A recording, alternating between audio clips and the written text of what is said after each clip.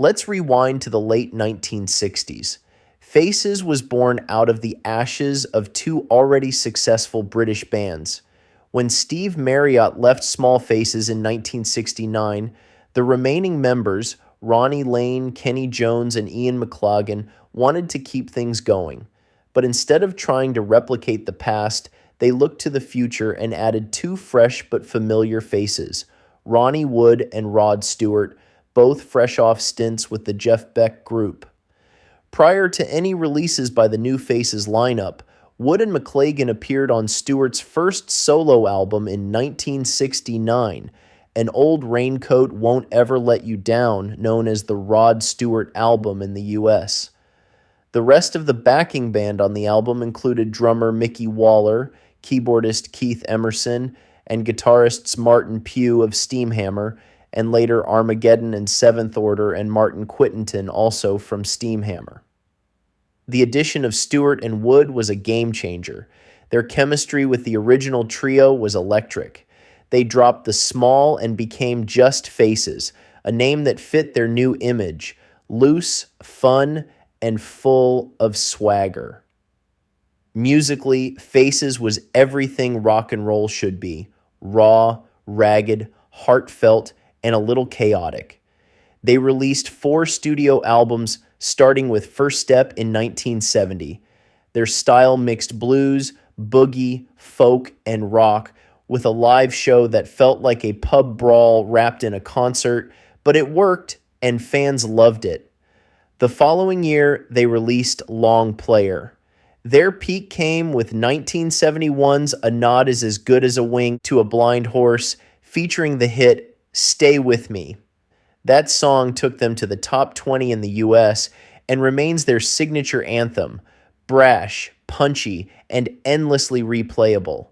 But here's the twist. Faces were huge, yet somehow always lived in the shadow of Rod Stewart's solo career. As Stewart's fame skyrocketed, especially with songs like Maggie May, it created a strange dynamic. Faces was still technically a band, but Rod was also a solo superstar, and that dual identity blurred the lines. Released just months before Lane left the band, the Faces' final studio album was Ooh La La. The following year, a live album was released entitled Coast to Coast, Overture, and Beginners. It was criticized by reviewers for being poorly recorded and thought out. They recorded a few tracks for another studio album, but had lost enthusiasm, and their final release as a group was the late 1974 UK top 20 hit, You Can Make Me Dance, Sing, or Anything. Ronnie Wood was also eyeing other horizons, especially with the Rolling Stones, where he began sitting in during tours.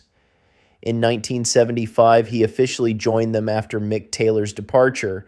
That was effectively the end of Faces. They quietly dissolved that same year, leaving behind a legacy of unforgettable riffs and rock star chaos. Now let's talk trivia. Some things you might not know.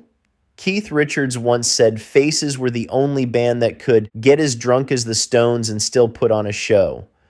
The Faces concerts were famously unpredictable. They had a bar set up on stage, and sometimes Rod Stewart would kick soccer balls into the crowd mid-song. Their influence stretched far and wide.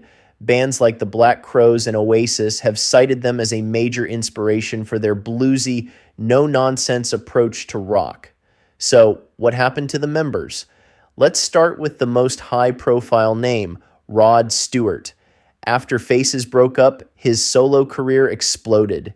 He had already tasted success with songs like Maggie May and Reason to Believe, but after the breakup, Rod fully embraced his role as a global superstar. He released hit after hit throughout the 70s and 80s, Tonight's the Night, Do You Think I'm Sexy, Forever Young, and so many more. He reinvented himself time and again, even recording the Great American Songbook series later in life. He's still touring today in his late 70s, raspy voice, tight pants, and all.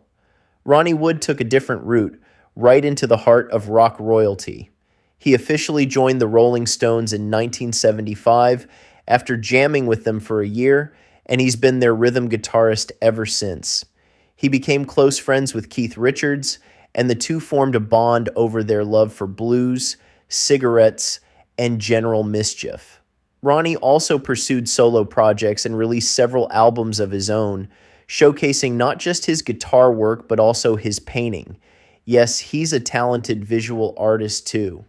Kenny Jones, the drummer, joined The Who after the tragic death of Keith Moon in 1978. Replacing Moon was a tall order. Imagine stepping in for one of rock's most explosive personalities, but Kenny brought his own tight, controlled style to the band and played with them through the early 80s. He also founded the Jones Gang, a rock band with a few hits in the 2000s.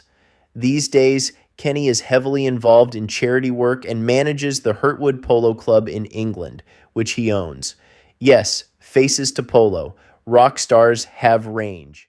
Ian McLagan, the band's keyboardist, was the quiet glue holding everything together musically. After Faces, he became one of the most respected session musicians in rock. He played keys for the Rolling Stones, Bob Dylan, Bruce Springsteen, and even Lucinda Williams. He also led his own band, the Bump Band, for years in Austin, Texas. Sadly, Ian passed away in 2014, but his Hammond organ and electric piano work remain immortal. And then there's Ronnie Lane, the heart and soul of the band for many fans. After leaving Faces in 1973, Lane formed Slim Chance, blending rock with folk and roots music. It was a brave departure from the mainstream, but critically loved. Tragically, Ronnie was diagnosed with multiple sclerosis in the late 70s, and his health declined over time. Despite that, he kept recording and performing as long as he could. He passed away in 1997, but his influence lives on in the music of artists who value sincerity and songwriting over flash. There have been whispers of reunions over the years. In February 1993, Rod Stewart and Ron Wood appeared together on a studio soundstage before a live audience in Los Angeles to record an episode of MTV's Unplugged series airing the following May. An album with excerpts from the performance, Unplugged, and Seated, including several Faces songs, was subsequently released on CD to considerable acclaim.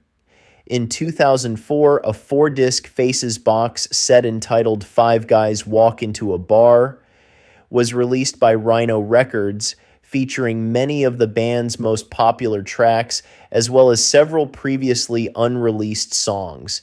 In 2015, 3 of the surviving members, Rod, Ronnie Wood, and Kenny Jones, performed together at a charity gig. It was brief, but it gave fans a taste of what once was. What happened to Faces? They never became the biggest band in the world, but maybe that wasn't the point. Faces were lightning in a bottle, short-lived but unforgettable. They captured the joy, the grit, and the rebellion of rock and roll better than most bands ever have. They were a band that didn't take themselves too seriously, but still made seriously good music. And their fingerprints are all over modern rock. So next time someone puts on Stay With Me or Ooh La La, take a second to remember Faces, not just for what they were, but for how much fun they made being a rock band look.